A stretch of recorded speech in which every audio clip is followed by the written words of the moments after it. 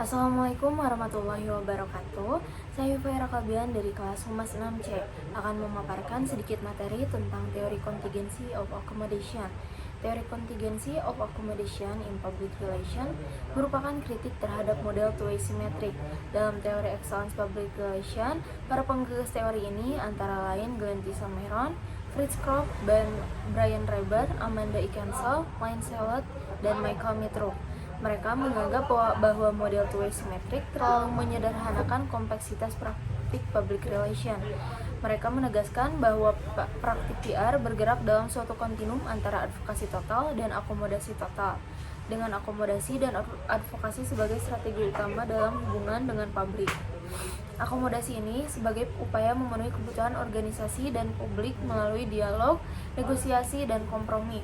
Mereka dianggap sebagai potret yang lebih realistis dari praktik PR. Sebaliknya, advokasi yang bertujuan memenuhi kebutuhan organisasi dengan mengurangi atau meniadakan kebutuhan pihak lain dianggap sulit untuk mencapai kondisi ideal. Teori CA ini menekankan bahwa hubungan antara organisasi dan publiknya tidak selalu mencapai posisi two-way symmetric.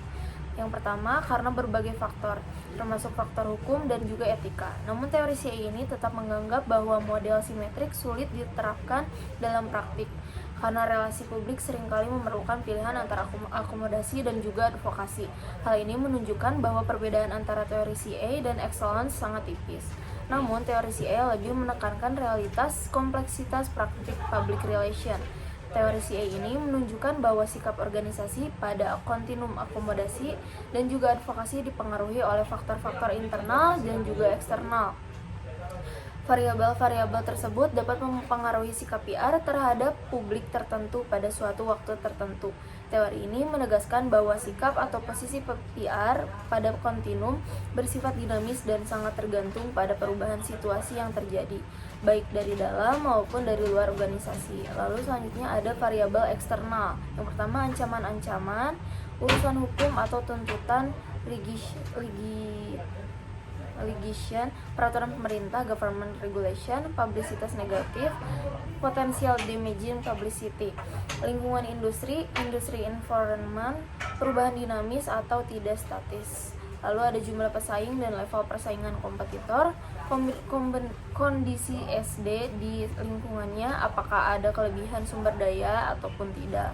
Lalu ada level ketidakpastian kondisi sosial politik ataupun perubahan budaya eksternal, tingkatan dukungan politik pada dunia bisnis, tingkatan dukungan sosial pada dunia bisnis. Lalu ada publik eksternal, individu kelompok, ukuran dan jumlah anggota publik, tingkatan kredibilitas sumber atau kekuatan anggota atau koneksi.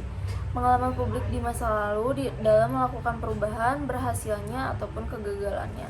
Lalu ada isu yang dipertanyakan, ukuran, kompleksitas keterlibatan publik, dan juga ada variabel internal yang mencakup karakteristik organisasi, budaya terbuka ataupun tertutup, terdistribusi luas secara geografis ataupun terpusat, level teknologi yang digunakan organisasi untuk memproduksi produk atau jasanya, homogenitas ataupun heterogenitas karyawan, usia organisasi, nilai yang diletakkan pada tradisi. Lalu ada karakteristik departemen public relation yang mencakup perbandingan jumlah praktisi lulusan perguruan tinggi dari total praktisi tersebut, jenis pelatihan karyawan yang pernah dilakukan seperti pelatihan PR ataupun jurnalis marketing. Lalu ada lokasi departemen public relation dalam hierarki independen ataupun di bawah marketing. Lalu ada perwakilan dalam kelompok dominan, level pengalaman praktisi public relation dalam menghadapi konflik.